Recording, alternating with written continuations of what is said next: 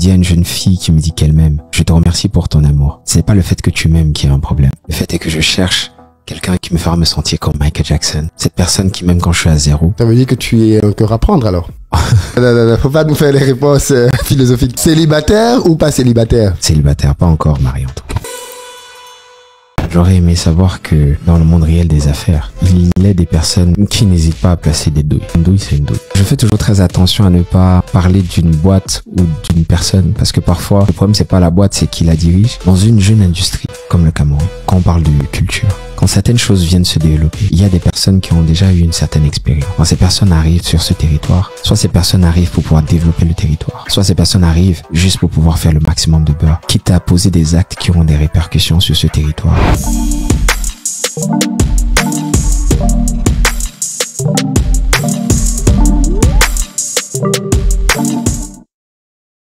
Salut les gars, c'est Gisco NO juste pour vous souhaiter un bon visionnage. N'oubliez pas d'aimer, de liker, de commenter et surtout de vous abonner si ce n'est pas déjà fait pour ne rien rater ultérieurement. Ton répertoire est beaucoup, en tout cas, teinté de musique qui parle d'amour, de femmes, de relations.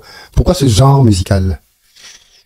Je ne suis pas sûr d'avoir les réponses exactes parce qu'effectivement dans mon répertoire il y a beaucoup d'amour. On parle beaucoup des femmes. Je parle aussi d'autres choses. Je pense à plus de 40%, mais quand même effectivement c'est ce pourquoi je suis le plus connu. J'ai peut-être quelques éléments de réponse qui sont que j'ai été élevé par une femme seule. J'ai beaucoup de respect pour la femme. Mon papa étant parti un peu tôt, j'ai apprécié, j'ai eu la chance de voir à quel point ces lionnes sont magnifiques, comment elles peuvent être resplendissantes et donc je pense que peut-être la femme m'inspire particulièrement. Et bon, honnêtement, en bon camère, je pense que j'aime ce qui est beau, donc j'aime les jolies femmes, j'aime les belles femmes. Le monde aussi est un endroit où il y a beaucoup de bonnes choses, beaucoup de mauvaises choses aussi. Et parfois, je me dis que je pense que tout le temps, il y a un équilibre qui se joue. Et chacun d'entre nous doit choisir pour quel camp il joue. J'essaie au maximum de faire partie de ceux qui jouent dans le camp des forces positives et donc de l'amour. Alors, tu as dit que tu aimes beaucoup les femmes, les belles femmes. Le quoi est un homme à femme? Là, tu me pousses à te poser une question que j'aurais posée plus tard dans l'interview. Et comme tu m'as fait une passe, est-ce que Loco, c'est un homme à femme? Est-ce que tu peux reformuler? Qu'est-ce que tu entends par homme à femme? Est-ce que c'est un coureur de jupons? Est-ce que c'est quelqu'un qui enchaîne les relations, qui profite, entre guillemets, de sa vie de star? Non, je ne suis pas un coureur de jupons. J'ai pas le temps pour faire ça. Je cherche quelque chose de profond. Par contre, je cherche quelque chose de deep. Et en attendant de le trouver, j'essaie de moi mériter ce que je cherche. Ça veut dire que tu es encore à prendre alors? En français facile. Alors, ça peut être une exclusivité, hein, Toi, tu vas nous lâcher quelques exclusivités déjà, mais commençons par celle-là. J'estime pas être un cœur à prendre. Vraiment, j'ai l'amour des miens, l'amour de ma femme. Non, faut pas nous faire les réponses philosophiques. Je ne suis pas être un cœur à prendre. Célibataire ou pas célibataire? C'est ça la question, Loco. Célibataire, pas encore marié en tout cas. Ok, non. Tu es comme si tu comprends pas. Ok. Célibataire ou pas célibataire? On a compris que t'es pas marié. Mais est-ce que t'es en couple avec une dame ou pas du tout? Alors, peut-être, enfin. C'est pas clair, voilà. Ça, c'est ça, le statut. Mais pour être honnête, pour arrêter de hit around the bush, même quand je serai marié, il me tient à cœur de le garder très privé. Je suis une personne déjà de base, je suis assez discret. La popularité est tombée sur moi comme une répercussion de ce que j'aime. Quand j'ai commencé ma carrière, le but ou bien le premier objectif n'a jamais été d'être un people. Ça veut dire d'être en train de partager tout ce que je fais, de partager mon intimité. J'y tiens énormément. J'ai envie de partager mon art, j'ai envie de partager mes ambitions et mes rêves. Et plus j'ai dive dans ce qu'est être une personnalité publique, et plus j'ai apprécié, je me suis rapproché du fait que l'intimité c'est très cher, c'est quelque chose de précieux. Aujourd'hui, s'il faut être honnête, j'appartiens un peu à mes fans parce que je me livre à eux et eux me permettent d'être ce que je suis. Alors je dois partager énormément de choses avec eux. J'aimerais pouvoir avoir quand même un petit jardin secret qui est à moi. Donc tu penses que ce côté de ta vie-là, tu ne veux pas partager Je pense que je mérite de pouvoir le garder pour moi. Parce que tu penses ça permettrait aussi de protéger cet être cher-là qui certainement sera la personne qui me connaîtrait dans le plus profond de moi, qui connaîtrait mes plus grosses vulnérabilités. Donc je pense que c'est un côté que je souhaite garder pour moi. Mais en tant que homme, est-ce que tu ne te dis pas alors c'est vrai qu'on parle souvent chez les femmes de l'horloge biologique, à partir d'un certain âge, il faut qu'elles se casent, qu'elles aient des enfants. Mais est-ce que tu ne te dis pas que toi, à ton niveau, il est peut-être temps aussi que tu te cases, que tu t'engages avec quelqu'un et que tu te maries, parce que tu as parlé de mariage? Ok. Je suis peut-être un peu fleur bleue dans ma façon de penser. Tout à l'heure, je t'ai parlé de l'impact qu'a eu ma mère dans ma perception de la femme, dans ma perception du rôle de la femme dans la vie d'un homme. Tout à fait. Et sincèrement, je cherche quelque chose de tellement deep. J'ai composé un titre que j'ai pas encore sorti et je sais pas si je le sortirai un jour.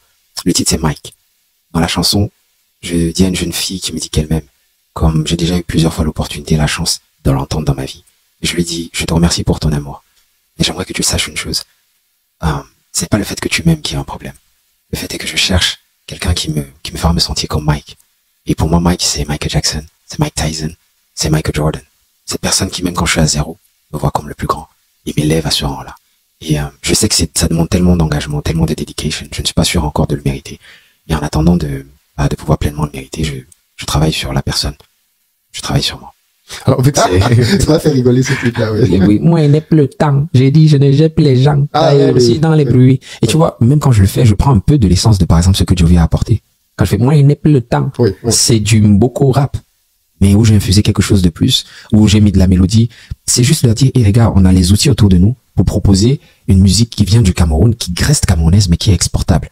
Soyez ouverts à ce qui se passe dans le monde et gardez votre identité. Voici une piste. Voilà, j'ai déposé ça. Allez-y.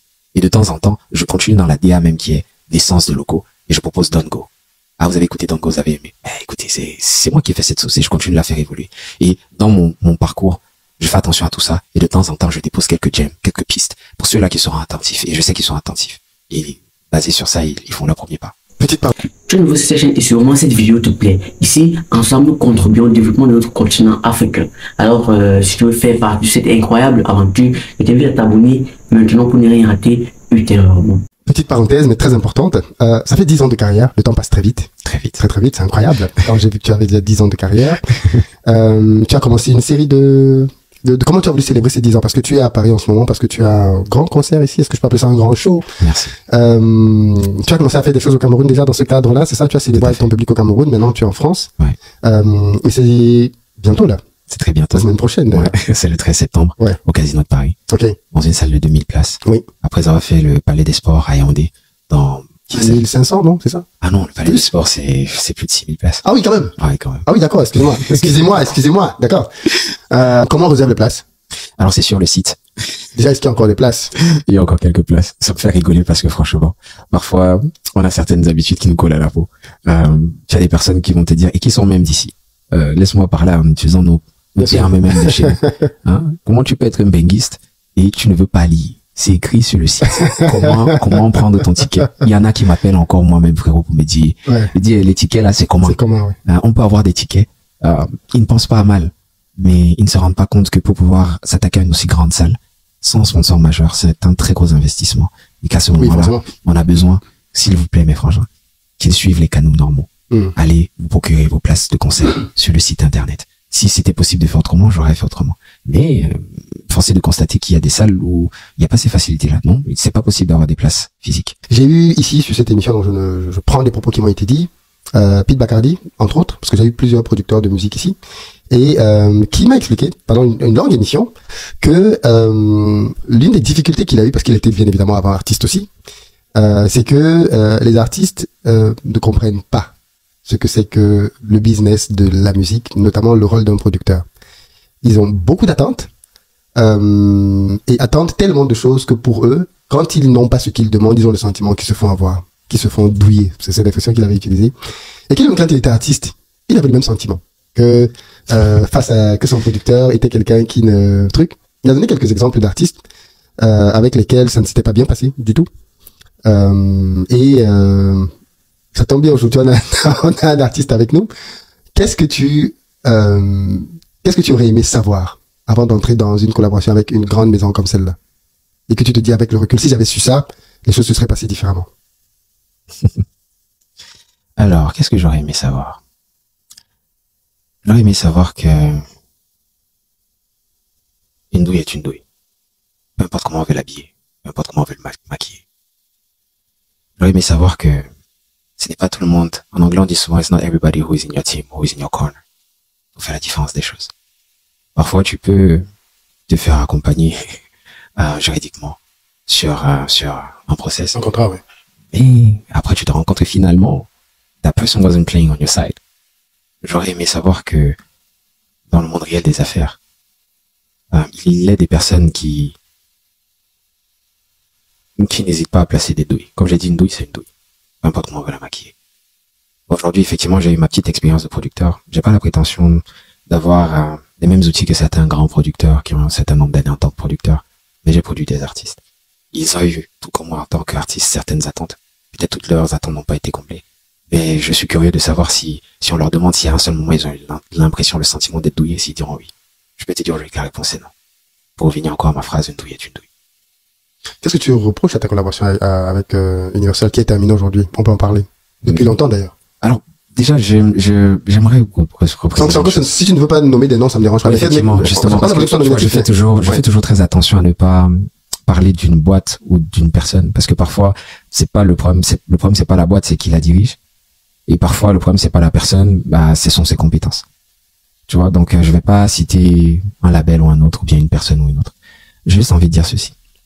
Dans une jeune industrie, comme le Cameroun, quand on parle de culture, quand certaines choses viennent se développer, il y a des personnes qui ont déjà eu une certaine expérience.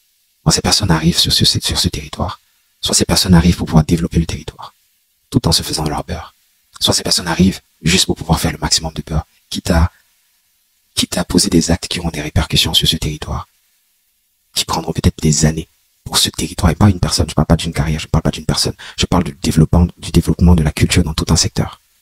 Et ça, parfois, il y a des personnes qui ont pas assez du jeu pour s'en rendre compte. Ça peut être la personne, ça peut être la boîte, ça peut être la personne qui gère la boîte. Comme j'ai dit, c'est pas nominatif. Ça peut être le manque de compétences. Il faut déjà vous-même savoir dans quoi vous vous engagez. Mais je veux parler juste en tant qu'artiste. En tant qu'artiste, les artistes aujourd'hui doivent se cultiver. C'est vrai que aujourd'hui, il faut faire une distinction. L'expérience, c'est une chose. Se cultiver, se documenter, tu peux te documenter et ne jamais avoir accès à certaines informations. C'est un fait. Mais toi, déjà, en tant qu'artiste, cultive-toi au maximum.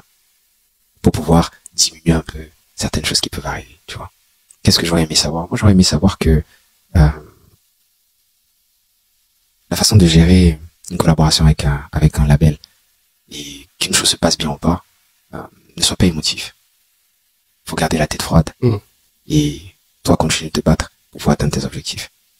Moi, ma fanbase, j'ai toujours eu à cœur de tout faire pour qu'elle ne ressente pas certaines choses que je vivais derrière closed doors. Parce que j'ai toujours estimé que Loco, et là même pas Loco, la personne, mais Loco, de Legacy.